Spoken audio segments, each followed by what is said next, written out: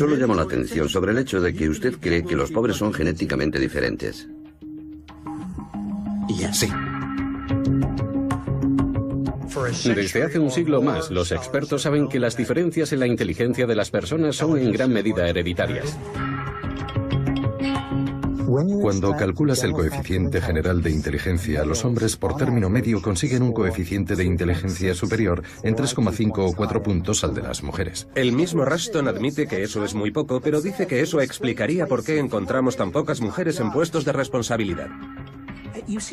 Todo eso nos lleva por direcciones muy peligrosas, a políticas decididas por la biología. La inmigración disgénica, en especial la de hispanos, pero también de otras personas con bajo coeficiente de inteligencia, sin duda tendrá la consecuencia clara de reducir la inteligencia de la población de acogida que tiene que absorber a esas personas. Hemos vuelto a la sangre como determinante del carácter. No hemos aprendido nada del Holocausto, ni de Darfur, ni de la capacidad creciente que tienen las personas de hacerse daño unas a otras por la simple razón de que alguien ha nacido diferente. Esas personas no solo dicen ridiculeces biológicas, están diciendo tonterías biológicas muy peligrosas.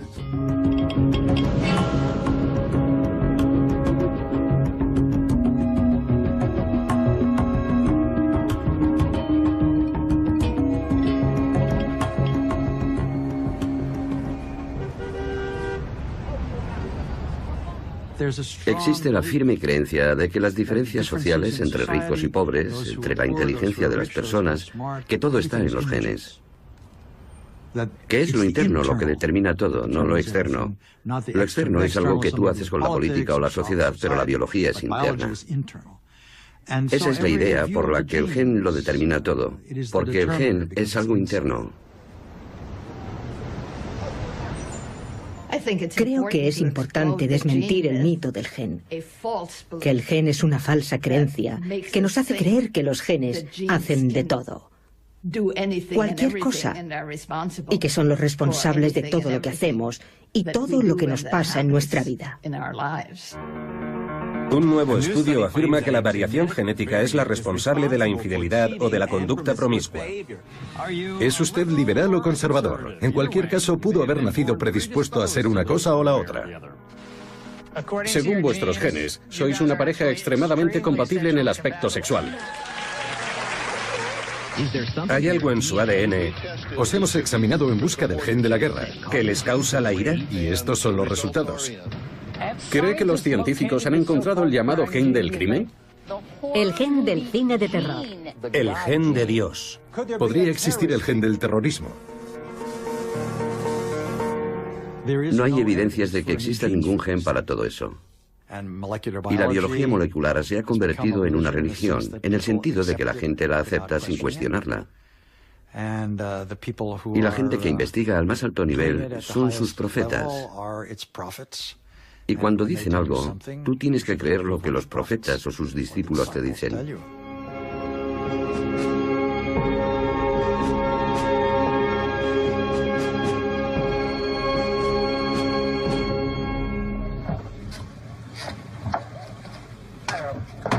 Desde que descubrió la estructura del ADN en 1953, el biólogo James Watson ha sido el principal predicador de la creencia en el poder de los genes. Los genes, dado que son el guión de la vida, tienen poder. A todos nos gusta pensar que podemos ser lo que queramos, pero yo creo que no podemos. En opinión de Watson, la desigualdad es inevitable y está inscrita en nuestro ADN, de forma que resulta ingenuo imaginar que podamos conseguir una sociedad verdaderamente igualitaria. Solo es la evolución en movimiento. La evolución depende de cambios aleatorios en los mensajes genéticos que hacen que algunos organismos puedan sobrevivir mejor y que otros no puedan. Cuando empiezas a pensar en términos evolutivos, ya no te sorprende ver tanta desigualdad. Todos sabemos que la idea de que todos los hombres somos creados iguales solo es una declaración política, no una declaración científica.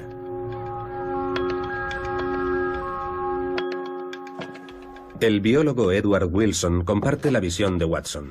Es alguien muy conocido por su vigorosa defensa de la biodiversidad, pero también es un defensor destacado de la teoría de que todos vivimos prisioneros de los genes paleolíticos, codificados en nuestro ADN hace 100.000 años, cuando los humanos modernos evolucionaron a partir de otras especies más primitivas.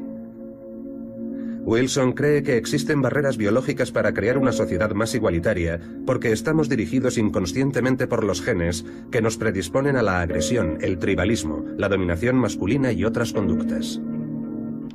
Existe lo que yo denomino el principio de la correa genética sobre la cultura, algo que es absolutamente específico de la especie humana. Hay una longitud diferente de correa genética para cada categoría o subcategoría de la conducta.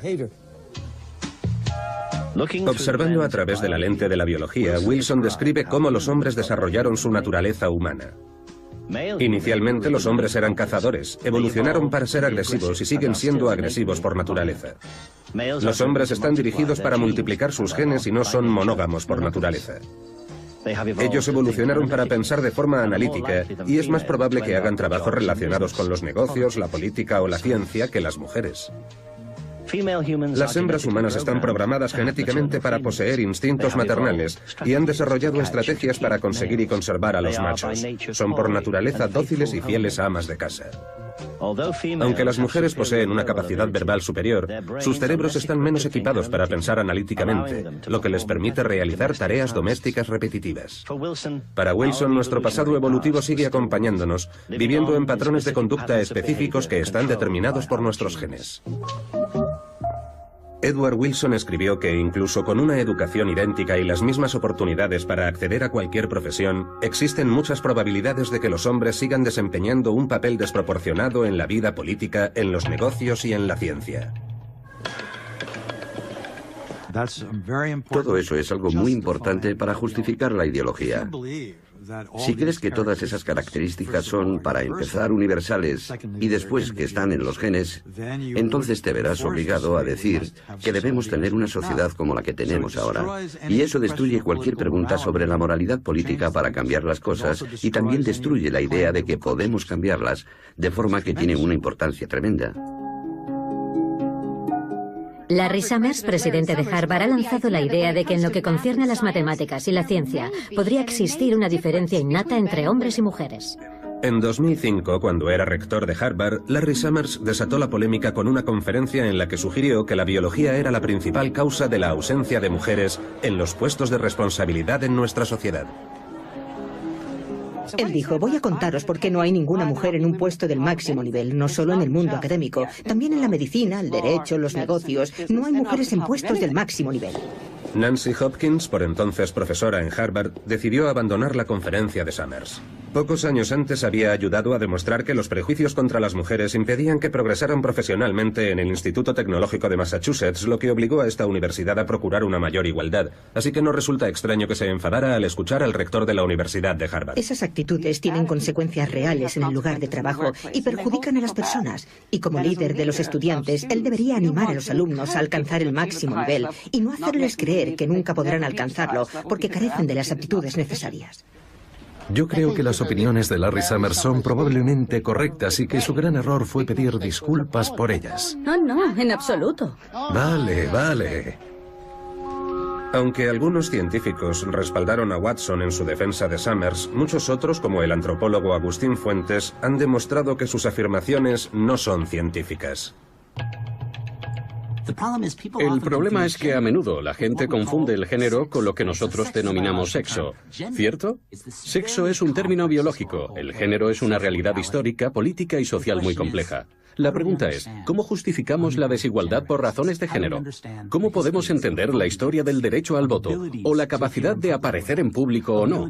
¿O la capacidad de poseer tierras o de ser considerado o no propietario? Eso no es biología, eso no está en tu ADN. Eso está en nuestra historia política, económica y social. Pero se aprovecha de la biología diciendo, yo puedo identificarte como mujer y tú como mujer tendrás que vivir con eso. De forma que la biología puede ser utilizada, pero no explica la diferencia de géneros ni la desigualdad entre los géneros, y tampoco nos ayuda a entender el futuro de las relaciones entre los géneros. La creencia de que los genes y la evolución determinan nuestro lugar en la sociedad va más allá del género.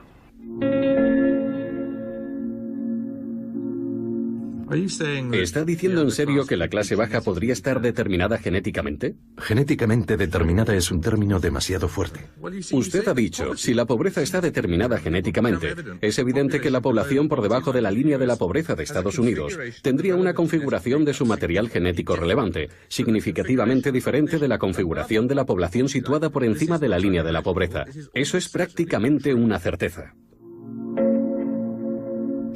Charles Murray utilizaba datos que supuestamente demostraban la relación entre el coeficiente de inteligencia y la pobreza.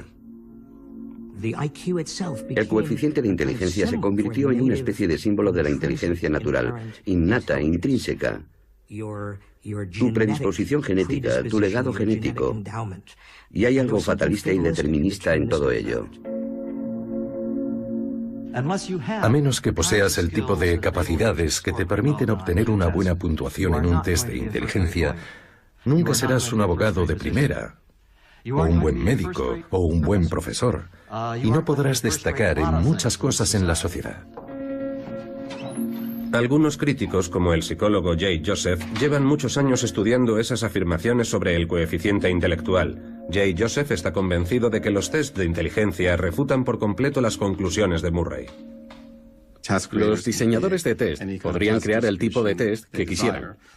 Podrían crear un test que demostrara que todas las razas son iguales, otro que demostrara que las mujeres son más inteligentes que los hombres, y otro que demostrara que la clase trabajadora es más inteligente que la profesional, pero ellos eligen preguntas que sesgan los resultados. Y no necesariamente porque las preguntas sean sesgadas, aunque muchas lo son, también están llenas de prejuicios. Ellos deciden reflejar las desigualdades existentes en la sociedad para, en muchos casos, justificar esas desigualdades. La afirmación más polémica de Murray fue que la población negra y latina era menos inteligente por término medio que la población blanca y que eso explicaba su desigual posición social. Yo creía que ya habíamos acabado con ese tipo de cosas y ahora salen de nuevo de su tumba disfrazados con ropa científica. Pero la última vez que los vimos llevaban el traje del Ku Klux Klan y defendían las mismas ideas.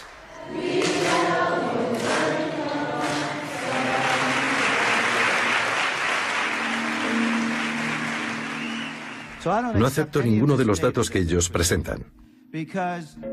Alvin Poisson, un profesor de psicología de Harvard, retó a Murray a una serie de debates en universidades de todo el país. Si querían comparar científicamente las supuestas diferencias genéticas entre negros y blancos, entonces deberían haber seleccionado a un grupo de personas blancas con experiencias similares a las de los negros aquí, en Estados Unidos. Es decir, tendrían que haber buscado un grupo de personas blancas que hubieran sufrido 250 años de esclavitud, 100 años de leyes segregacionistas y la discriminación constante actual. Comparemos sus coeficientes de inteligencia y veamos cuáles son los resultados de esos test.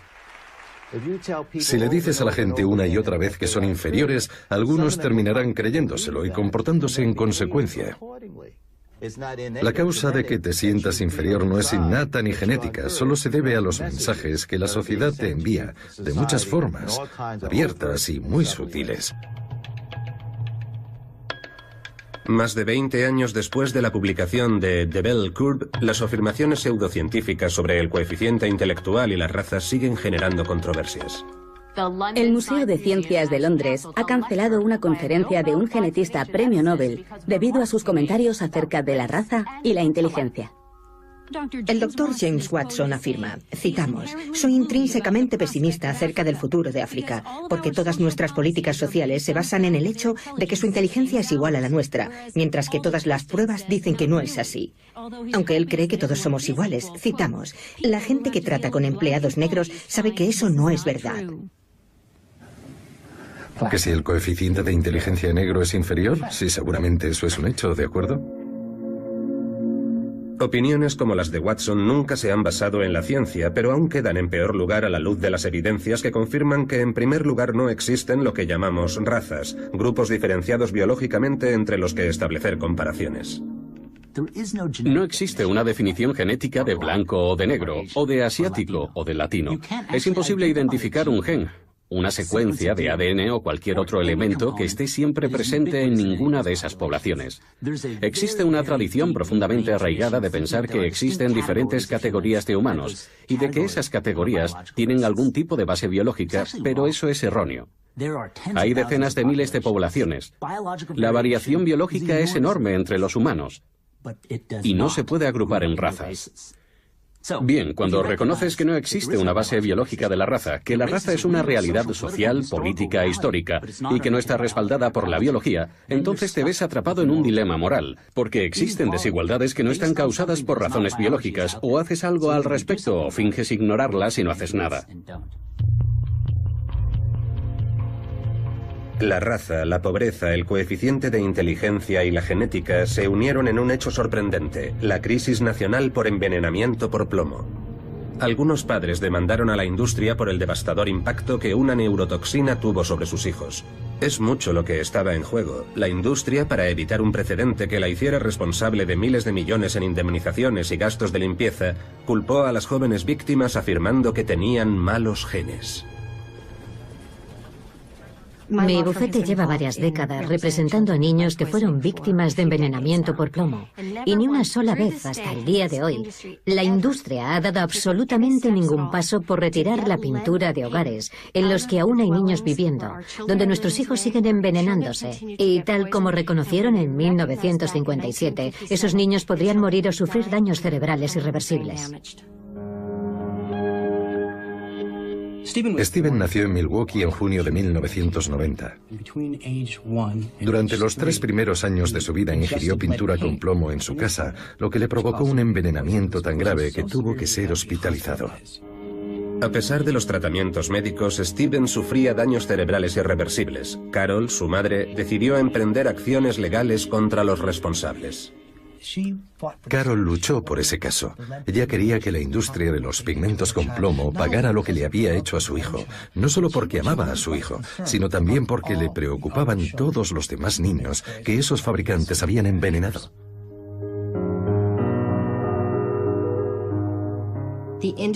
La industria apostó por una defensa que culpaba a la víctima, culpaba a Steven y culpaba a su madre, culpaba a su familia. Y uno de los argumentos favoritos de su defensa en el proceso era decir, esto es genético.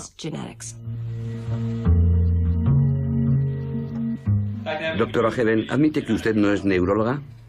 No, no soy neuróloga. ¿Y que no es médico? No soy médico. ¿Y que no es genetista? No soy genetista. Había una neuropsicóloga de Boston llamada Nancy Heaven, que se ganaba la vida declarando a favor de la industria del plomo. Ella buscaba hermanos, medio hermanos, primos, primos lejanos, cualquier cosa que pudiera encontrar que tuviera la más mínima relación genética con Steven, y utilizaba sus calificaciones escolares e ignoraba todos los sobresalientes, notables y aprobados de sus boletines escolares. Esta es Pauline. Como podemos ver, cuando estaba en 9º curso, tuvo una nota media de 0,0, que es un muy deficiente, muy bajo. Heaven olvidó mencionar que Pauline, la hermana de Steven, no había podido asistir con regularidad a la escuela aquel año. Heaven simplemente utilizaba las malas calificaciones y los test de inteligencia que logró encontrar para convencer al jurado de que la familia de Thomas era poco inteligente por causas genéticas. Jennifer es la hermana mayor de Steven. Aquello fue horrible. Yo ya sabía que esas personas no eran mis amigas, pero mientras estaba allí dentro, tuve que oír algunas cosas que eran completamente falsas. Sacaban libros de notas que yo ya había olvidado, porque había logrado recuperarme y había olvidado todo aquello. ¿Qué tenían que ver mis notas escolares con lo que le hicieron a mi hermano pequeño? Y Heaven terminó diciendo que en realidad no importaba que el plomo hubiera afectado a Steven, porque él no iba a ser nada de ninguna forma. La industria de los pigmentos del plomo retrasó el caso de Thomas durante casi 8 años. Carol Thomas tuvo que declarar en 6 ocasiones. ¿Alguna vez fue expuesto a algún producto fabricado por mi cliente en Sherwin-Williams? Lo ignoro. Fueron horas y más horas de preguntas pensadas para humillar a la familia, pensadas para intimidar a la familia, solo porque esos abogados querían fundamentar su defensa en la genética. Carol Thomas no llegó a conocer el resultado del caso de su hijo. Murió de cáncer de pulmón antes de que acabara el juicio.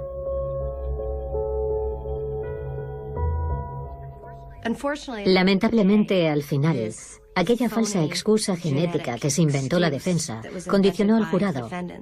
Y al jurado pareció convencerle gran parte de la argumentación que a nosotros nos parecía completamente inadecuada y absolutamente intolerable. Y esto es América. Esa no es la forma en la que debería funcionar nuestra sociedad y no es la forma en la que debería funcionar la ciencia. Eso permite que todos esos niños caigan en el olvido solo por ser quienes son y por su origen. La industria de los pigmentos de plomo sigue utilizando la defensa genética en cientos de casos similares para salir indemne ante los tribunales. Tenemos que denunciar el hecho de que eso es ciencia basura. No hay ningún tipo de fundamento para ese tipo de argumentaciones. Esperemos que algún día la ciencia lo deje muy claro, que eso no es ciencia en absoluto.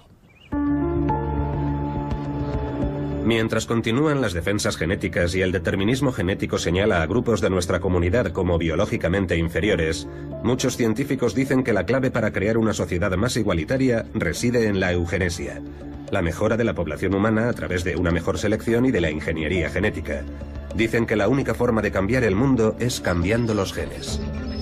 Esta es la revolución biomolecular, que promete una capacidad casi divina para manipular la vida en su nivel más básico.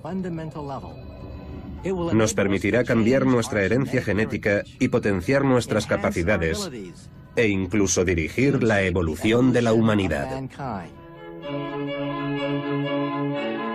Muchos científicos llevan el mito del gen a casi sus últimas consecuencias, que existe algo llamado el gen, y que una vez que hemos entendido eso, seremos capaces de manipularlo y modificarlo para explicarle a la gente por qué no existe la igualdad y para hacer mejores a algunas personas.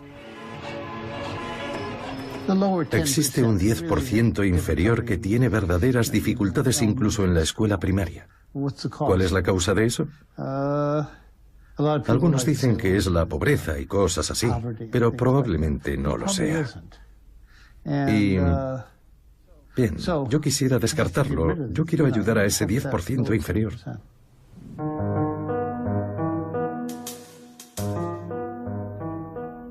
Supongamos que existiera una terapia genética que elevara el coeficiente intelectual en 15 puntos. Yo creo que los padres tendrían derecho a introducir ese tipo de cambios en sus propios hijos. Si decimos que existe un gen que puede hacer a alguien más inteligente, o un gen de la criminalidad, eso crea el espejismo de que podrías cambiar ese hecho identificando su gen o bien prediciéndolo en embriones y fetos e impidiendo que nazcan o quizá buscando un tratamiento con la así llamada terapia génica. Ellos predicen que el 1% de la población posee esos genes de la violencia o de la delincuencia. El verdadero objetivo, según los médicos con los que hablamos de esto, es desarrollar tratamientos para contrarrestar esos genes y librarnos de la violencia. Es un campo muy interesante.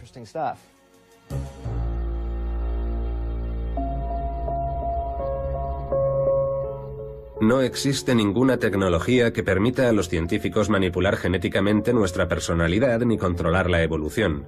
Pero sí existen personas que cargan actualmente con las cicatrices físicas y mentales de las tentativas pasadas para controlar la herencia mediante la eugenesia. Me llamo Willis Lynch, vivo en Wilmington, Carolina del Norte. Tengo 77 años. Fui operado en 1948 cuando solo tenía 14. Hace ahora 63 años. Miles de mujeres y hombres de todo Estados Unidos han dado un paso al frente para compartir su historia de esterilización forzosa. Me llamo Elaine Riddick y soy una víctima de la eugenesia.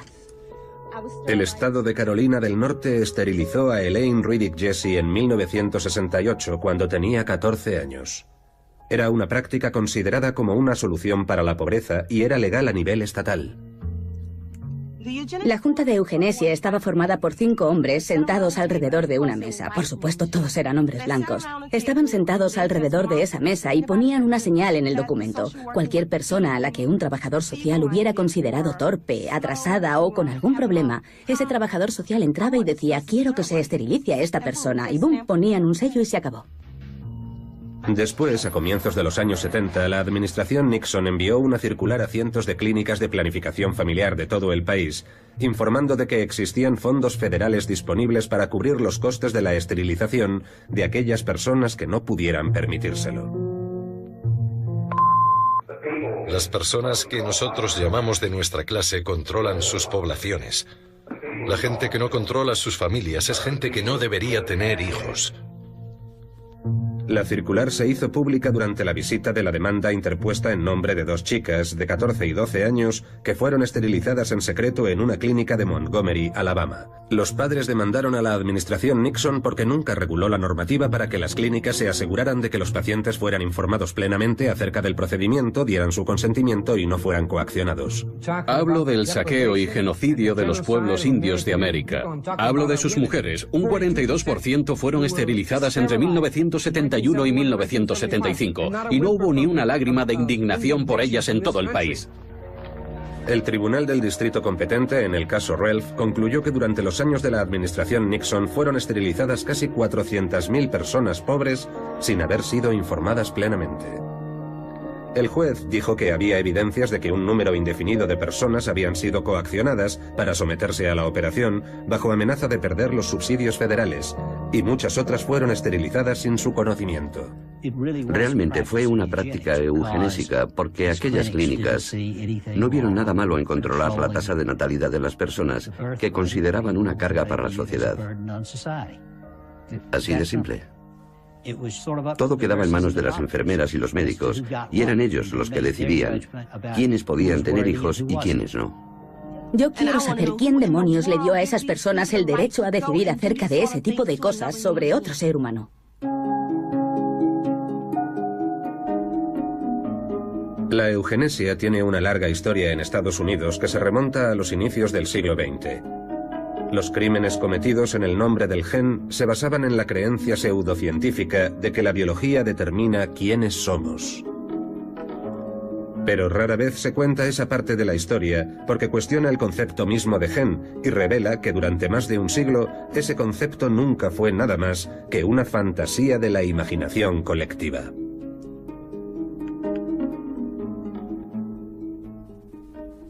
El gen nunca fue descubierto. No fue un descubrimiento que hiciera alguien, que alguien mirara por el microscopio y dijera, ¡ah, aquí está el gen! Al contrario, el gen era un concepto. Por eso podemos ver cómo a lo largo del siglo XX algunos descubrimientos científicos entraban en esa caja, en la caja conceptualmente prefabricada del gen. El monje austriaco Gregor Mendel nunca llegó a saber que sus experimentos en la huerta terminarían siendo utilizados para explicar la herencia del ser humano y su conducta.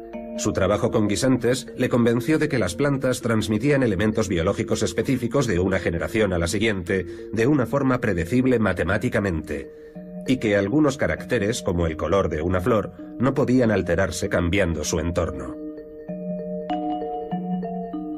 De forma que se trasladó automáticamente sin haberse probado realmente desde el mundo de los guisantes que Mendel había estudiado, y se dio por hecho que el mismo principio podía aplicarse a todos los demás organismos, sobre todo a los seres humanos.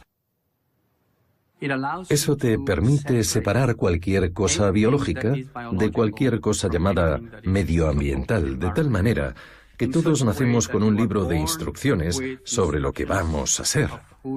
Y no hay nada que podamos hacer para cambiar eso. La palabra fue acuñada, anticipando que existiera una unidad hereditaria que tuviera ciertas propiedades. Debía determinar todos los rasgos de un organismo. Debía marcar su ruta en el futuro, por así decirlo. Y la pregunta durante la primera mitad del siglo XX era, ¿qué clase de entidad tendría esas propiedades? La carrera comenzó cuando muchos laboratorios diferentes empezaron a perseguir su propia molécula favorita. Y aquellos biólogos físicos y químicos comenzaron a rebuscar para encontrar alguna encarnación física del gen.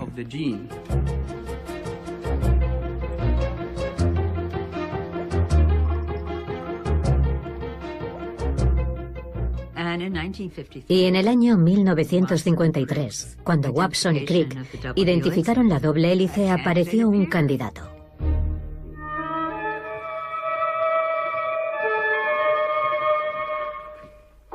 ¿Podría ser esa complicada sustancia de largo nombre la partícula hereditaria de Mendel, el gen mismo? El equipo de Watson y Crick se había concentrado en el ADN y pensaron que habían ganado la carrera. La molécula de ADN estaba compuesta por 4 sustancias químicas, así que concluyeron que las diferentes secuencias de esos elementos químicos determinaban rasgos diferentes. Para explicar cómo funcionaba, Francis Crick creó el famoso dogma central de la genética. La teoría de Crick se parecía mucho a la cadena de mando de una empresa típica de los años 50. El ADN era el gen, el director ejecutivo, que tiene el control total de la herencia. El ADN envía las órdenes bajo la forma de código genético al gerente medio, la molécula de ARN. El ARN transcribe el mensaje y se lo transmite a los trabajadores, las proteínas. A continuación, las proteínas lo traducen al código único de cada especie viviente y los construye siguiendo sus instrucciones. Según el dogma de Crick, los organismos más complejos, como los seres humanos, deberían tener millones de genes a diferencia de las criaturas más simples. Debemos recordar que cuando Watson y Crick presentaron su teoría dijeron claramente que se trataba de una hipótesis. No había evidencias que la confirmaran. El biólogo Barry Commoner rechazó inmediatamente el dogma central, incluida la idea de que de alguna forma el ADN pudiera reproducirse solo. Ofendía a mi sentido de la unicidad de los seres vivos,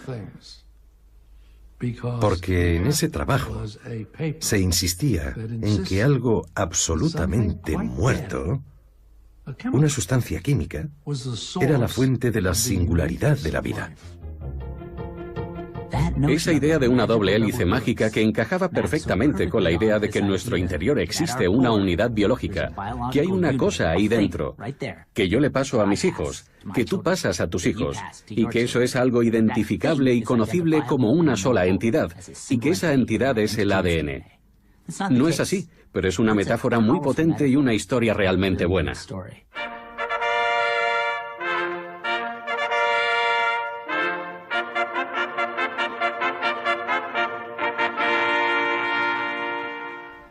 Ha cambiado radicalmente la forma en que pensamos en nosotros mismos como personas y también como personas en una sociedad, y creo que es la próxima revolución científica. La creencia de que el ADN era el gen permitió conferirle más y más poder. Algunos científicos creyeron que era el mecanismo que estaban buscando para explicar las teorías de Charles Darwin de la evolución mediante la selección natural. Las mutaciones aleatorias en las secuencias de ADN podrían ser la causa de los cambios en los rasgos que hacen que algunos organismos se adapten y sobrevivan mejor y pasen esos rasgos a la siguiente generación.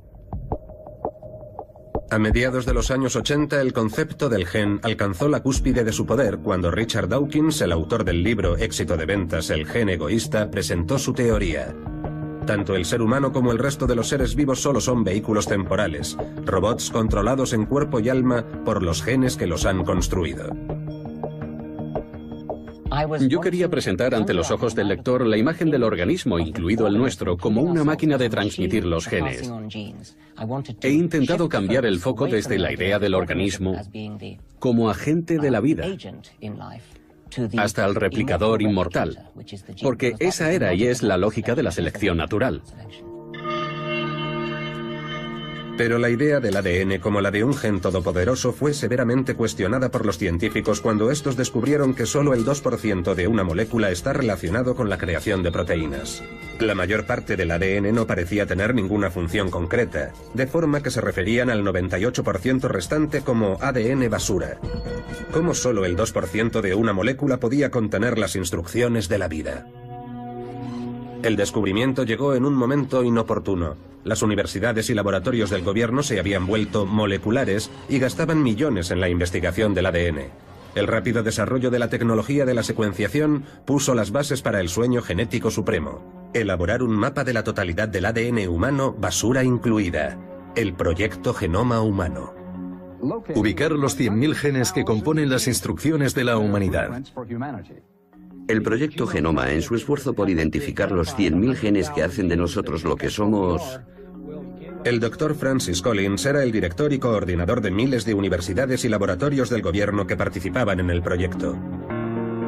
Las noticias sobre el proyecto Genoma también entusiasmaron a los inversores privados. El científico Craig Venter consiguió miles de millones de capital riesgo cuando comenzó su propio esfuerzo para mapear el genoma humano y se convirtió en el principal competidor del gobierno. Comenzó así una carrera para reclamar prácticamente cualquier fragmento de ADN con la promesa de lucrativas patentes sobre los genes. Pensad en las posibilidades, pensad en los beneficios. Mucha gente lo hace. Ya hay 300 empresas en el multimillonario negocio de la biotecnología.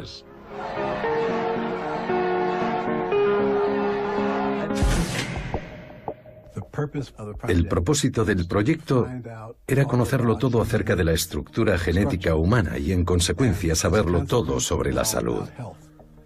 Pero en muy poco tiempo quedó claro que el crimen, el alcoholismo y la inteligencia estaban en la agenda. ¿A qué distancia estamos de descubrir las causas genéticas de la naturaleza humana? Muy cerca. Servirá para acabar con gran parte del dogma igualitario que tenemos ahora. La forma en la que miramos al mundo tiene que cambiar.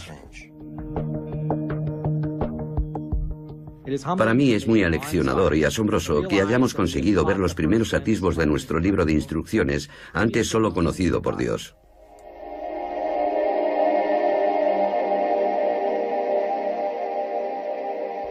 Los científicos comenzaron a escarbar en los datos en busca de los genes. Una gran noticia científica hoy. Si el ADN es el libro de lo que somos, parece que más bien es un relato breve. Nuevos estudios sugieren que las conjeturas pasadas sobre nuestra carga genética no eran correctas. Cuando lograron abrir el genoma humano, inmediatamente se hizo evidente que existían algunas cosas muy anómalas en él. Dr. Collins, ¿le sorprendió el número relativamente pequeño de genes humanos que llevamos? Sin duda, yo era uno de los que esperaban que tuviéramos alrededor de 100.000. ¿Y qué le parece? Resulta que tenemos algunos menos que el doble de genes de una lombriz intestinal o de una mosca de la fruta. Pero bueno, supongo que aún seguimos siendo complicados y esa complicación debe proceder de otros rasgos. Francis Collins no dio más explicaciones sobre lo que él entendía por otros rasgos. Él se había enfrentado a la impactante evidencia de que los seres humanos tenían menos de 20.000 de esas importantes secuencias de ADN que él llamaba genes. No muy lejos de los de la humilde mosca común, y menos que un tomate, que tiene más de 30.000. Las uvas Pinot Noir y los conejos tienen el doble. Y el trigo tiene 5 veces más. Aquello fue algo como: Houston, tenemos un problema. Porque si esas secuencias de ADN, que ellos llamaban genes, fueran realmente los determinantes mendelianos de todos nuestros rasgos y de toda nuestra complejidad, deberíamos haber tenido claramente muchos más que las criaturas más sencillas. En ese momento vimos cómo se hacía pedazos un error que había durado 50 años. De hecho, se cuenta que una de las personas que más contribuyeron a desentrañar el genoma dijo: no sabemos una mierda sobre cómo funciona el genoma. Nuestra comprensión del genoma humano ha cambiado de muchas y fundamentales formas. El reducido número de genes apoya la idea de que no estamos programados. Pero entonces los científicos hicieron un descubrimiento aún más sorprendente. No solo las criaturas más simples tienen a menudo muchas más de esas importantes secuencias de ADN. Las secuencias son básicamente las mismas. El 50% son idénticas a las del plátano. El 70% son iguales a las del erizo de mar. Y prácticamente compartimos todas nuestras secuencias con el ratón. Los ratones son muy simpáticos, pero desde luego no escriben novelas ni componen sinfonías. De forma que esas pequeñas diferencias en el ADN no pueden ser la causa que crea esas enormes diferencias en la fisiología, la conducta y el desarrollo entre un ser humano y un plátano, entre un ser humano y un erizo de mar, y entre un ser humano y un ratón. Y así, hasta hace muy poco tiempo, existía una historia evolucionista sobre la selección natural actuando sobre la mutación aleatoria de los genes. ¿Qué genes? ¿Dónde están? Dígamelo. Me gustaría mucho saberlo, así que tienen un auténtico problema. Este no era el santo grial ni la Biblia de lo que somos, algo que solo tenías que leer para entenderlo todo. Solo pone de relieve lo compleja, lo increíblemente compleja que es la biología.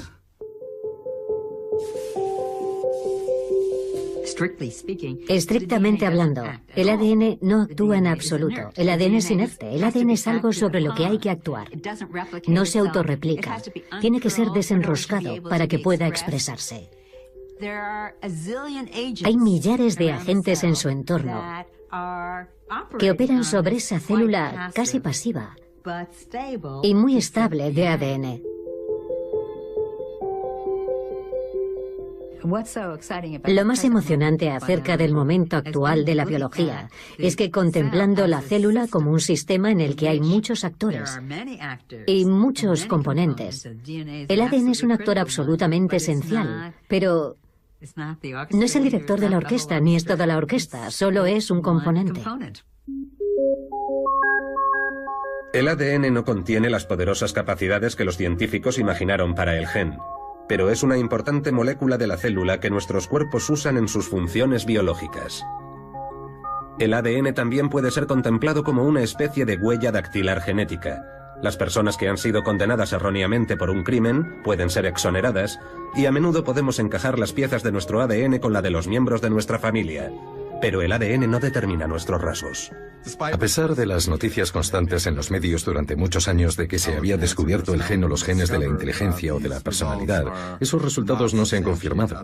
Otros equipos de investigación han intentado reproducir los resultados y no han podido, de forma que solo son falsos positivos o están basados en una metodología deficiente y han creado la idea equivocada de que la genética desempeña un papel importante en la psiquiatría y la inteligencia y en lo que los investigadores definen como personalidad. Es algo realmente extraordinario, porque nos dicen que no existen barreras psicológicas para tener una sociedad más justa, más igualitaria, más humana. Lo que nos determina está en nuestra historia y en nuestra política y en nuestras relaciones sociales y no en ninguna parte de nuestra anatomía.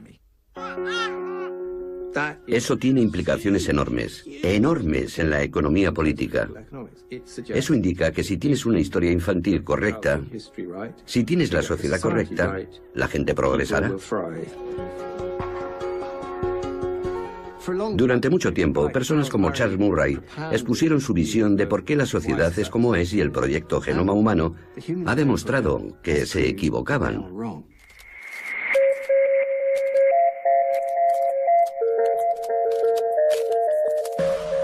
Ahora sabemos que los científicos nunca encontraron el gen que imaginaron hace 100 años. Aunque puede que pase algún tiempo antes de que se reescriban los libros de texto.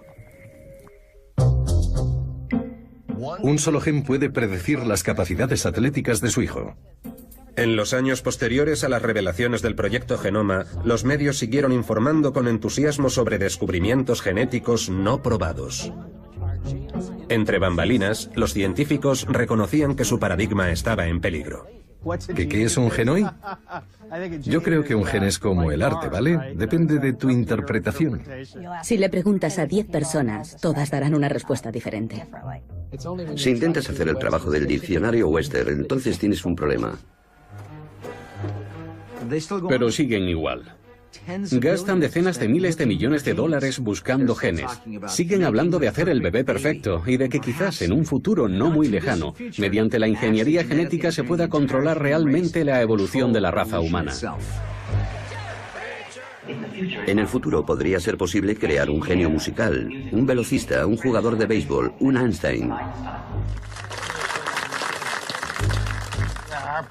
Hay quien dice que estamos jugando a ser Dios.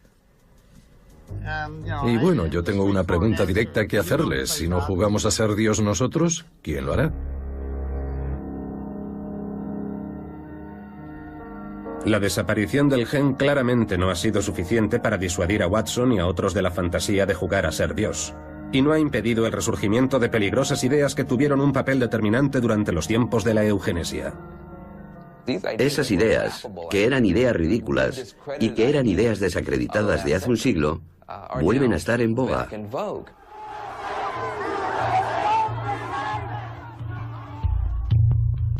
El debate de la inmigración sigue siendo tan virulento hoy como el de sus homólogos en los años 20 del siglo pasado. Y el argumento económico era el mismo en ambos casos, que reciben nuestros recursos y no deberían ir a la escuela, no deberían tener asistencia sanitaria porque son pobres, son incultos, son una sangría y ese tipo de cosas. Y esos eran exactamente los mismos argumentos que se usaban en los años 20 del siglo pasado. Entre la élite gobernante existe la creencia dominante en el darwinismo social. Y es algo oculto, es como si entrara por la puerta de atrás. Hay muy poca gente dispuesta a salir y decir, creo que las mujeres nacen diferentes a los hombres, creo que los pobres nacen inferiores, pero eso es realmente lo que ellos piensan cuando hablas con ellos. Su visión es regresar a la supervivencia del más fuerte y que el mercado debería decidir, por ejemplo, qué personas deben sobrevivir. Y que el gobierno no debería desempeñar ningún papel. Lo único importante es que cada uno vaya por su lado. Usted pide que se elimine la asistencia sanitaria básica, los cupones para alimentos, el desempleo, las indemnizaciones a los trabajadores, la vivienda protegida, absolutamente todo. Absolutamente todo. Pero eso dejaría a un empleado en edad de trabajar sin otro recurso que el mercado laboral, los miembros de su familia, los amigos y los servicios sociales financiados localmente. Ya no hay más comida. Pueden venir el próximo lunes a las 2 en punto. Por favor, que levanten las manos quienes han venido a ver al dentista. Tenemos muy buenos doctores, especialistas en cáncer, en huesos. Cuando la gente tiene la oportunidad de ver las consecuencias de esas ideas, se siente repugnada, no solo los estadounidenses, todas las personas del mundo. Los seres humanos no son así. Eso no es lo que somos. En realidad, si nos fijamos en lo esencial, lo que mantiene unida a nuestra sociedad es el altruismo. Saber que todos y cada uno de nosotros tenemos que dar un poco para estar mejor colectivamente. No es la supervivencia del más fuerte en absoluto.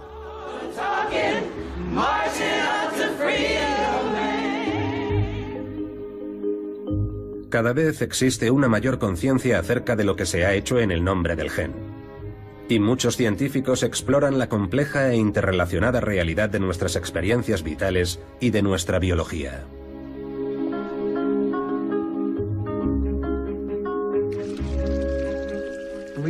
Comprender que el concepto del gen solo es una palabra vacía es algo muy liberador. Te das cuenta de que existen posibilidades de que las cosas cambien, de que en realidad somos organismos dinámicos que están influidos y que también influyen por todo lo que nos rodea. Es extraordinario lo mucho que eso puede mejorar tu vida.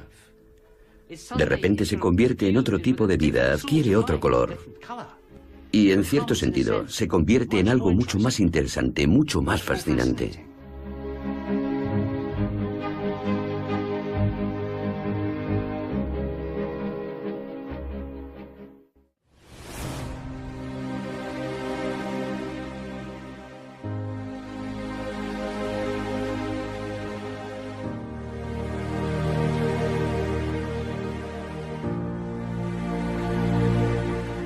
Formando con entusiasmo sobre descubrimientos genéticos no probados. Entre bambalinas, los científicos reconocían que su paradigma estaba en peligro. ¿Qué es un gen hoy? Yo creo que un gen es como el arte, ¿vale? Depende de tu interpretación. Si le preguntas a 10 personas, todas darán una respuesta diferente. Si intentas hacer el trabajo del diccionario Webster, entonces tienes un problema. Pero siguen igual. Gastan decenas de miles de millones de dólares buscando genes. Siguen hablando de hacer el bebé perfecto y de que quizás en un futuro no muy lejano, mediante la ingeniería genética se pueda controlar realmente la evolución de la raza humana. En el futuro podría ser posible crear un genio musical, un velocista, un jugador de béisbol, un Einstein. Hay quien dice que estamos jugando a ser Dios. Y bueno, yo tengo una pregunta directa que hacerles. Si no jugamos a ser Dios nosotros, ¿quién lo hará? La desaparición del gen claramente no ha sido suficiente para disuadir a Watson y a otros de la fantasía de jugar a ser Dios. Y no ha impedido el resurgimiento de peligrosas ideas que tuvieron un papel determinante durante los tiempos de la eugenesia. Esas ideas, que eran ideas ridículas y que eran ideas desacreditadas de hace un siglo, vuelven a estar en boga.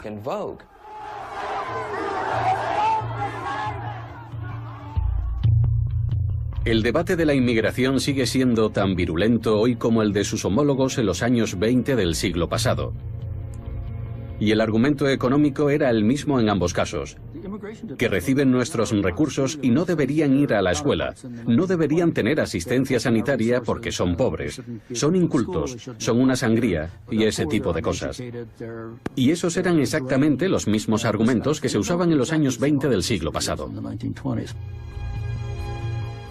Entre la élite gobernante existe la creencia dominante en el darwinismo social. Y es algo oculto, es como si entrara por la puerta de atrás. Hay muy poca gente dispuesta a salir y decir, creo que las mujeres nacen diferentes a los hombres, creo que los pobres nacen inferiores, pero eso es realmente lo que ellos piensan cuando hablas con ellos. Su visión es regresar a la supervivencia del más fuerte y que el mercado debería decidir, por ejemplo, qué personas deben sobrevivir.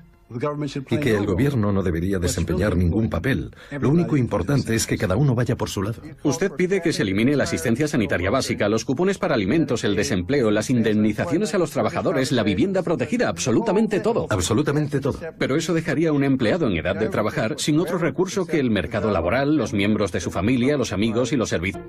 Esa idea de una doble hélice mágica que encajaba perfectamente con la idea de que en nuestro interior existe una unidad biológica, que hay una cosa ahí dentro, que yo le paso a mis hijos, que tú pasas a tus hijos, y que eso es algo identificable y conocible como una sola entidad, y que esa entidad es el ADN.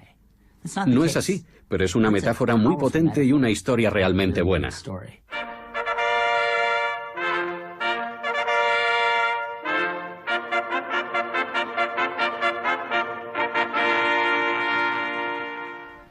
Ha cambiado radicalmente la forma en que pensamos en nosotros mismos como personas y también como personas en una sociedad, y creo que es la próxima revolución científica. La creencia de que el ADN era el gen permitió conferirle más y más poder. Algunos científicos creyeron que era el mecanismo que estaban buscando para explicar las teorías de Charles Darwin de la evolución mediante la selección natural. Las mutaciones aleatorias en las secuencias de ADN podrían ser la causa de los cambios en los rasgos que hacen que algunos organismos se adapten y sobrevivan mejor y pasen esos rasgos a la siguiente generación. A mediados de los años 80, el concepto del gen alcanzó la cúspide de su poder cuando Richard Dawkins, el autor del libro éxito de ventas El gen egoísta, presentó su teoría. Tanto el ser humano como el resto de los seres vivos solo son vehículos temporales, robots controlados en cuerpo y alma por los genes que los han construido. Yo quería presentar ante los ojos del lector la imagen del organismo, incluido el nuestro, como una máquina de transmitir los genes. He intentado cambiar el foco desde la idea del organismo como agente de la vida hasta el replicador inmortal, porque esa era y es la lógica de la selección natural. Pero la idea del ADN como la de un gen todopoderoso fue severamente cuestionada por los científicos cuando estos descubrieron que solo el 2% de una molécula está relacionado con la creación de proteínas. La mayor parte del ADN no parecía tener ninguna función concreta, de forma que se referían al 98% restante como ADN basura. ¿Cómo solo el 2% de una molécula podía contener las instrucciones de la vida? El descubrimiento llegó en un momento inoportuno. Las universidades y laboratorios del gobierno se habían vuelto moleculares y gastaban millones en la investigación del ADN. El rápido desarrollo de la tecnología de la secuenciación puso las bases para el sueño genético supremo: elaborar un mapa de la totalidad del ADN humano, basura incluida. El proyecto Genoma Humano. Ubicar los 100.000 genes que componen las instrucciones de la humanidad. El proyecto Genoma, en su esfuerzo por identificar los 100.000 genes que hacen de nosotros lo que somos... El Dr. Francis Collins era el director y coordinador de miles de universidades y que confirman que en primer lugar no existen lo que llamamos razas, grupos diferenciados biológicamente entre los que establecer comparaciones. No existe una definición genética de blanco o de negro, o de asiático o de latino. Es imposible identificar un gen, una secuencia de ADN o cualquier otro elemento que esté siempre presente en ninguna de esas poblaciones. Existe una tradición profundamente arraigada de pensar que existen diferentes categorías de humanos y de que esas categorías tienen algún tipo de base biológica, pero eso es erróneo. Hay decenas de miles de poblaciones. La variación biológica es enorme entre los humanos y no se puede agrupar en razas. Bien, cuando reconoces que no existe una base biológica de la raza, que la raza es una realidad social, política e histórica, y que no está respaldada por la biología, entonces te ves atrapado en un dilema moral, porque existen desigualdades que no están causadas por razones biológicas, o haces algo al respecto o finges ignorarlas y no haces nada. La raza, la pobreza, el coeficiente de inteligencia y la genética se unieron en un hecho sorprendente, la crisis nacional por envenenamiento por plomo. Algunos padres demandaron a la industria por el devastador impacto que una neurotoxina tuvo sobre sus hijos.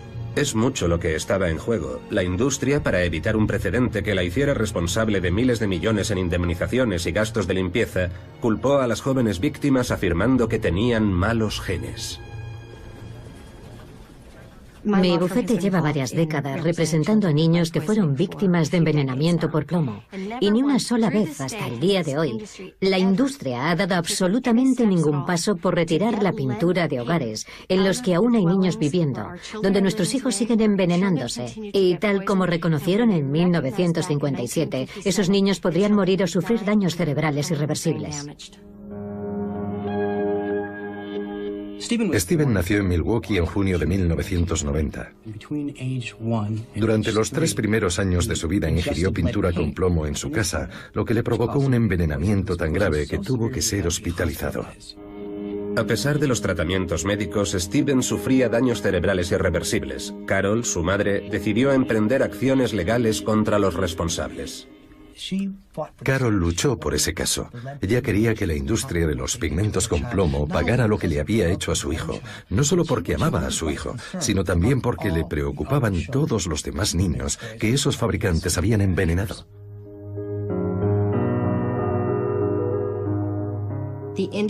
La industria apostó por una defensa que culpaba a la víctima, culpaba a Steven y culpaba a su madre, culpaba a su familia. Y uno de los argumentos favoritos de su defensa en el proceso era decir, esto es genético. Yo quisiera descartarlo. Yo quiero ayudar a ese 10% inferior.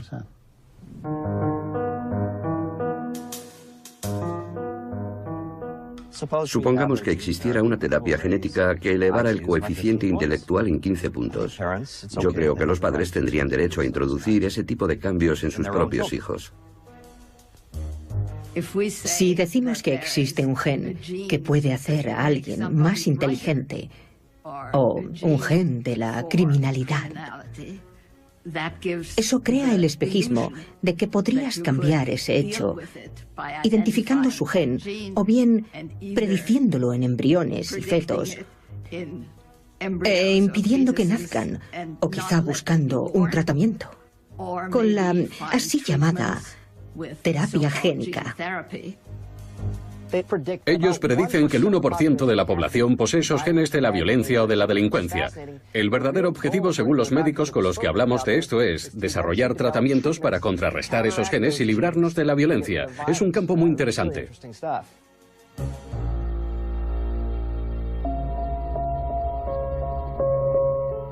No existe ninguna tecnología que permita a los científicos manipular genéticamente nuestra personalidad ni controlar la evolución. Pero sí existen personas que cargan actualmente con las cicatrices físicas y mentales de las tentativas pasadas para controlar la herencia mediante la eugenesia. Me llamo Willis Lynch, vivo en Wilmington, Carolina del Norte. Tengo 77 años. Fui operado en 1948 cuando solo tenía 14. Hace ahora 63 años. Miles de mujeres y hombres de todo Estados Unidos han dado un paso al frente para compartir su historia de esterilización forzosa. Me llamo Elaine Riddick y soy una víctima de la eugenesia. El estado de Carolina del Norte esterilizó a Elaine Riddick Jesse en 1968, cuando tenía 14 años. Era una práctica considerada como una solución para la pobreza y era legal a nivel estatal.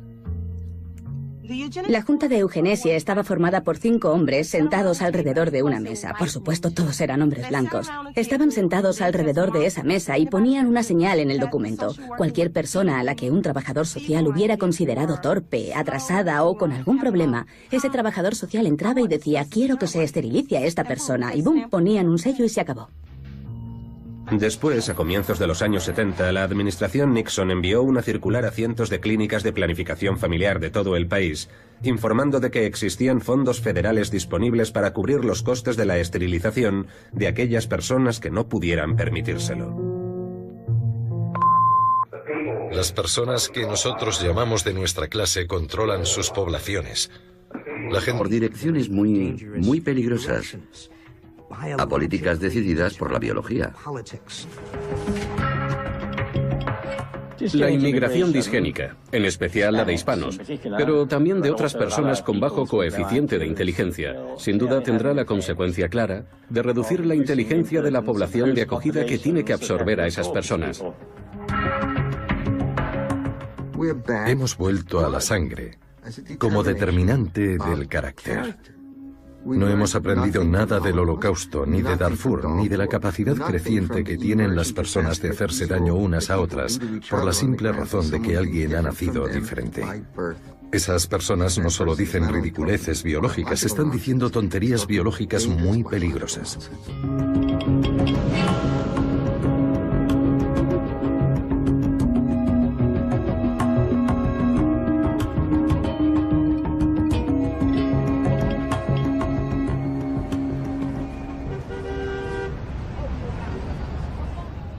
Existe la firme creencia de que las diferencias sociales entre ricos y pobres, entre la inteligencia de las personas, que todo está en los genes. Que es lo interno lo que determina todo, no lo externo. Lo externo es algo que tú haces con la política o la sociedad, pero la biología es interna. Esa es la idea por la que el gen lo determina todo, porque el gen es algo interno. Creo que es importante desmentir el mito del gen, que el gen es una falsa creencia que nos hace creer que los genes hacen de todo, cualquier cosa, y que son los responsables de todo lo que hacemos y todo lo que nos pasa en nuestra vida. Un nuevo estudio afirma que la variación genética es la responsable de la infidelidad o de la conducta promiscua. ¿Es usted liberal o conservador? En cualquier caso, pudo haber nacido predispuesto a ser una cosa o la otra. Según vuestros genes, sois una pareja extremadamente compatible en el aspecto sexual. ¿Hay algo en su ADN Os hemos examinado en busca del gen de la guerra. que les causa la ira? Y estos son los resultados. ¿Cree que los científicos han encontrado el llamado gen del crimen? El gen del cine de terror. El gen de Dios. Podría existir el gen del terrorismo. No hay evidencias de que exista ningún gen para todo eso. Y la biología molecular se ha convertido en una religión, en el sentido de que la gente la acepta sin cuestionarla. Y la gente que investiga al más alto nivel son sus profetas. Y cuando dicen algo, tú tienes que creer lo que los profetas o sus discípulos te dicen.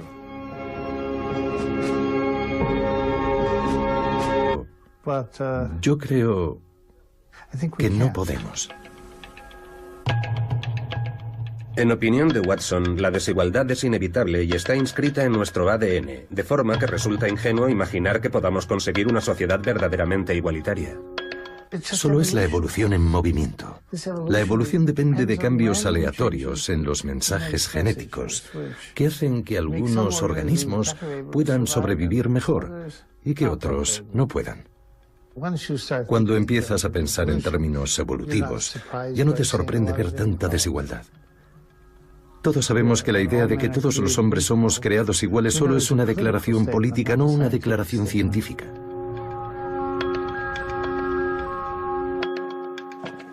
El biólogo Edward Wilson comparte la visión de Watson.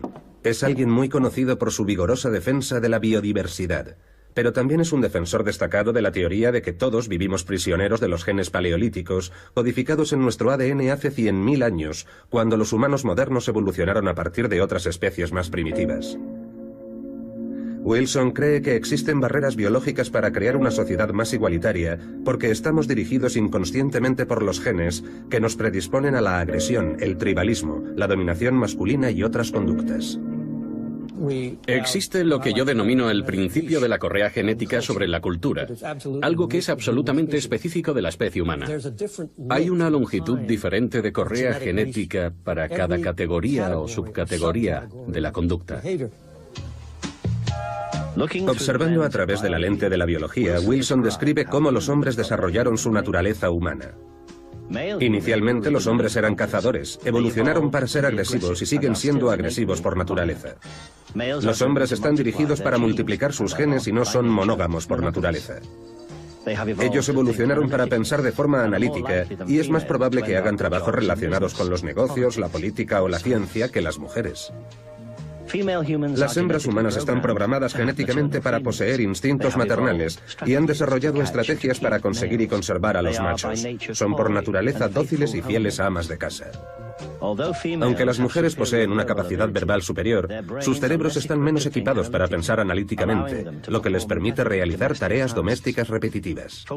Para Wilson, nuestro pasado evolutivo sigue acompañándonos, viviendo en patrones de conducta específicos que están determinados por nuestros genes. Edward Wilson escribió que incluso con una educación idéntica y las mismas oportunidades para acceder a cualquier profesión, existen muchas probabilidades de que los hombres sigan desempeñando un papel desproporcionado en la vida política, en los negocios y en la ciencia. Todo eso es algo muy importante para justificar la ideología. El ADN es un actor absolutamente esencial, pero no es el director de la orquesta, ni es toda la orquesta, solo es un componente. El ADN no contiene las poderosas capacidades que los científicos imaginaron para el gen, pero es una importante molécula de la célula que nuestros cuerpos usan en sus funciones biológicas. El ADN también puede ser contemplado como una especie de huella dactilar genética. Las personas que han sido condenadas erróneamente por un crimen pueden ser exoneradas y a menudo podemos encajar las piezas de nuestro ADN con la de los miembros de nuestra familia. Pero el ADN no determina nuestros rasgos. A pesar de las noticias constantes en los medios durante muchos años de que se había descubierto el gen o los genes de la inteligencia o de la personalidad, esos resultados no se han confirmado. Otros equipos de investigación han intentado reproducir los resultados y no han podido, de forma que solo son falsos positivos o están basados en una metodología deficiente y han creado la idea equivocada de que la genética desempeña un papel importante en la psiquiatría y la inteligencia y en lo que los investigadores definen como personalidad. Es algo realmente extraordinario, porque nos dicen que no existen barreras psicológicas para tener una sociedad más justa, más igualitaria, más humana. Lo que nos determina está en nuestra historia y en nuestra política y en nuestras relaciones sociales y no en ninguna parte de nuestra anatomía. Eso tiene implicaciones enormes, enormes en la economía política.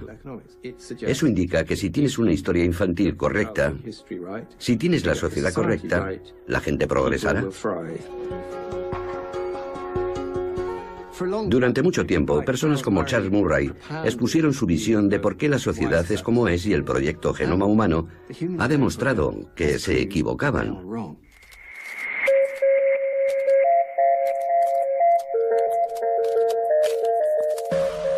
Ahora sabemos que los científicos nunca encontraron el gen que imaginaron hace 100 años.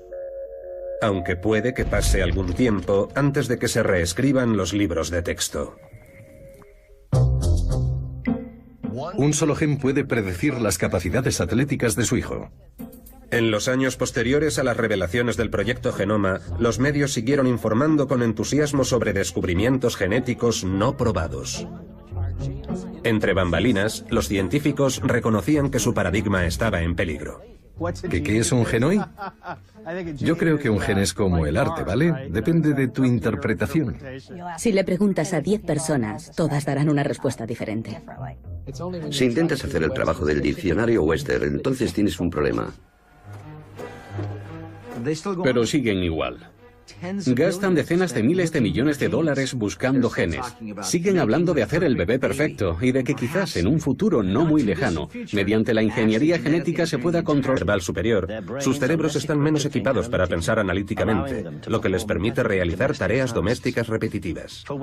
Para Wilson, nuestro pasado evolutivo sigue acompañándonos, viviendo en patrones de conducta específicos que están determinados por nuestros genes. Edward Wilson escribió que incluso con una educación idéntica y las mismas oportunidades para acceder a cualquier profesión, existen muchas probabilidades de que los hombres sigan desempeñando un papel desproporcionado en la vida política, en los negocios y en la ciencia.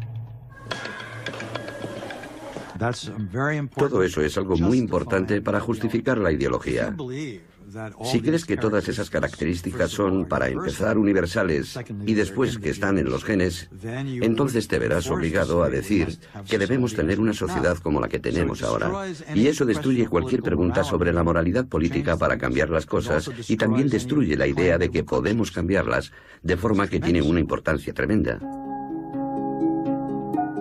Larry Summers, presidente de Harvard, ha lanzado la idea de que en lo que concierne a las matemáticas y la ciencia podría existir una diferencia innata entre hombres y mujeres. En 2005, cuando era rector de Harvard, Larry Summers desató la polémica con una conferencia en la que sugirió que la biología era la principal causa de la ausencia de mujeres en los puestos de responsabilidad en nuestra sociedad.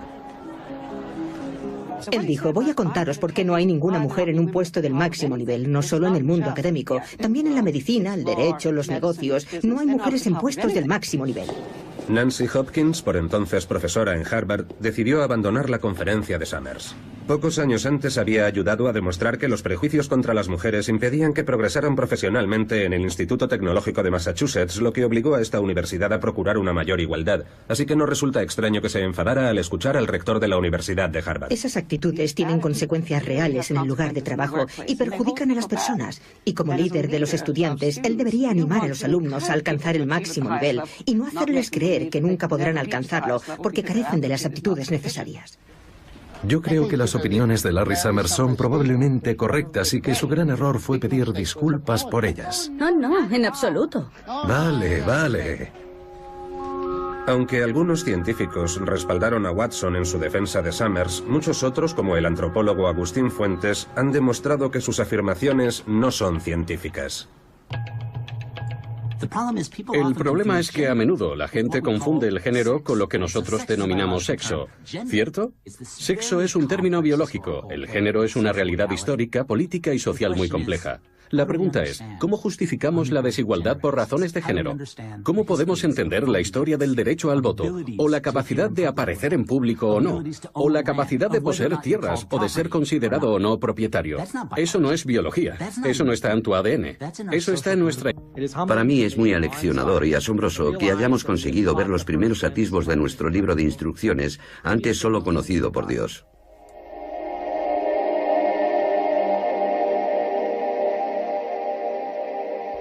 Los científicos comenzaron a escarbar en los datos en busca de los genes. Una gran noticia científica hoy. Si el ADN es el libro de lo que somos, parece que más bien es un relato breve. Nuevos estudios sugieren que las conjeturas pasadas sobre nuestra carga genética no eran correctas. Cuando lograron abrir el genoma humano, inmediatamente se hizo evidente que existían algunas cosas muy anómalas en él. Doctor Collins, ¿le sorprendió el número relativamente pequeño de genes humanos que llevamos?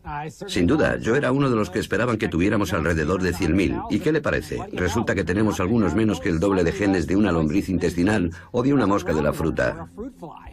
Pero bueno, supongo que aún seguimos siendo complicados y esa complicación debe proceder de otros rasgos. Francis Collins no dio más explicaciones sobre lo que él entendía por otros rasgos. Él se había enfrentado a la impactante evidencia de que los seres humanos tenían menos de 20.000 de esas importantes secuencias de ADN que él llamaba genes. No muy lejos de los de la humilde mosca común, y menos que un tomate, que tiene más de 30.000. Las uvas Pinot Noir y los conejos tienen el doble. Y el trigo tiene 5 veces más. Aquello fue algo como, Houston, tenemos un problema. Porque si esas secuencias de ADN, que ellos llamaban genes, fueran realmente los determinantes mendelianos de todos nuestros rasgos y de toda nuestra complejidad, deberíamos haber tenido claramente muchos más que las criaturas más sencillas. En ese momento vimos cómo se hacía pedazos un error que había durado 50 años. De hecho, se cuenta que una de las personas que más contribuyeron a desentrañar el genoma dijo: no sabemos una mierda sobre cómo funciona el genoma. Nuestra comprensión del genoma humano ha cambiado de muchas y fundamentales formas. El reducido número de genes apoya la idea de que no estamos programados. Pero entonces los científicos hicieron un descubrimiento aún más sorprendente. No solo las criaturas más simples tienen a menudo muchas más de esas importantes secuencias de ADN, las secuencias son básicamente las mismas. El 50% son idénticas a las del plátano, el 70% son iguales a las del erizo de mar, y prácticamente compartimos todas nuestras secuencias con el ratón. Los ratones son muy simpáticos, pero desde luego no escriben novelas ni componen sinfonías. De forma que esas pequeñas diferencias en el ADN no pueden ser la causa que crea esas enormes.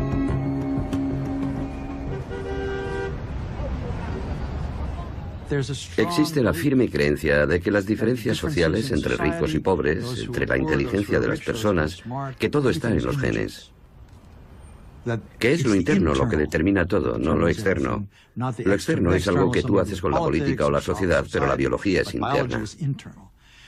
Esa es la idea por la que el gen lo determina todo, porque el gen es algo interno.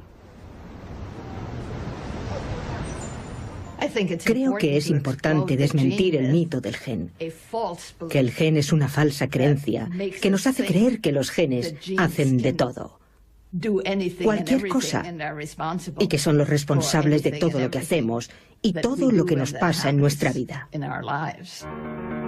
Un nuevo estudio afirma que la variación genética es la responsable de la infidelidad o de la conducta promiscua.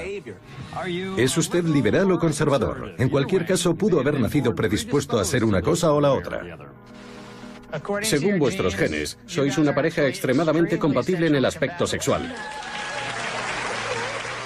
¿Hay algo en su ADN Os hemos examinado en busca del gen de la guerra. que les causa la ira? Y estos son los resultados. ¿Cree que los científicos han encontrado el llamado gen del crimen? El gen del cine de terror. El gen de Dios. Podría existir el gen del terrorismo. No hay evidencias de que exista ningún gen para todo eso. Y la biología molecular se ha convertido en una religión, en el sentido de que la gente la acepta sin cuestionarla.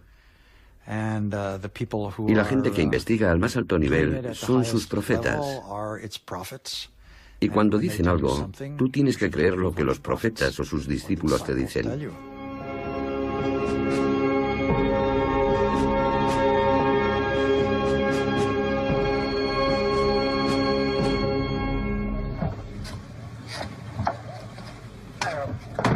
Desde que descubrió la estructura del ADN en 1953, el biólogo James Watson ha sido el principal predicador de la creencia en el poder de los genes. Los genes, dado que son el guión de la vida, tienen poder. A todos nos gusta pensar que podemos ser lo que queramos, pero yo creo que no podemos. En opinión de Watson, la desigualdad es inevitable y está inscrita en nuestro ADN, de forma que resulta ingenuo imaginar que podamos conseguir una sociedad verdaderamente igualitaria. Solo es la evolución en movimiento.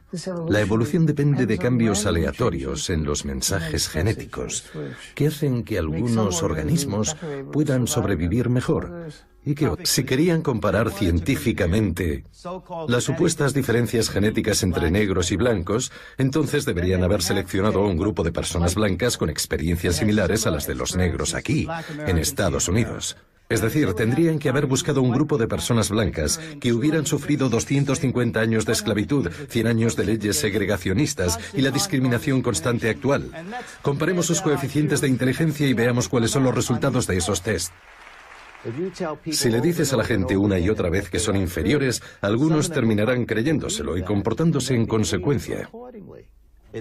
La causa de que te sientas inferior no es innata ni genética, solo se debe a los mensajes que la sociedad te envía, de muchas formas, abiertas y muy sutiles. Más de 20 años después de la publicación de The Bell Curve, las afirmaciones pseudocientíficas sobre el coeficiente intelectual y las razas siguen generando controversias. El Museo de Ciencias de Londres ha cancelado una conferencia de un genetista premio Nobel debido a sus comentarios acerca de la raza y la inteligencia. El doctor James Watson afirma, citamos, «Soy intrínsecamente pesimista acerca del futuro de África, porque todas nuestras políticas sociales se basan en el hecho de que su inteligencia es igual a la nuestra, mientras que todas las pruebas dicen que no es así». Aunque él cree que todos somos iguales, citamos, «La gente que trata con empleados negros sabe que eso no es verdad». ¿Que si el coeficiente de inteligencia negro es inferior? Sí, seguramente eso es un hecho, ¿de acuerdo? Opiniones como las de Watson nunca se han basado en la ciencia, pero aún quedan en peor lugar a la luz de las evidencias que confirman que en primer lugar no existen lo que llamamos razas, grupos diferenciados biológicamente entre los que establecer comparaciones. No existe una definición genética de blanco o de negro, o de asiático o de latino. Es imposible identificar un gen, una secuencia de ADN o cualquier otro elemento que esté siempre presente en ninguna de esas poblaciones. Existe una tradición profundamente arraigada de pensar que existen diferentes categorías de humanos y de que esas categorías tienen algún tipo de base biológica, pero eso es erróneo. Hay decenas de miles de poblaciones. La variación biológica es enorme entre los humanos y no se puede agrupar en razas. Bien, cuando reconoces que no existe una base biológica de la raza, que la raza es una realidad social, política e histórica, y que no está respaldada por la biología, entonces te ves atrapado en un dilema moral, porque existen desigualdades que no están causadas por razones biológicas, o haces algo al respecto o finges ignorarlas y no haces nada. La raza, la pobreza, el coeficiente de inteligencia y la genética se unieron en un hecho sorprendente, la crisis nacional por envenenamiento por plomo. Algunos padres demandaron a la industria por el devastador impacto que una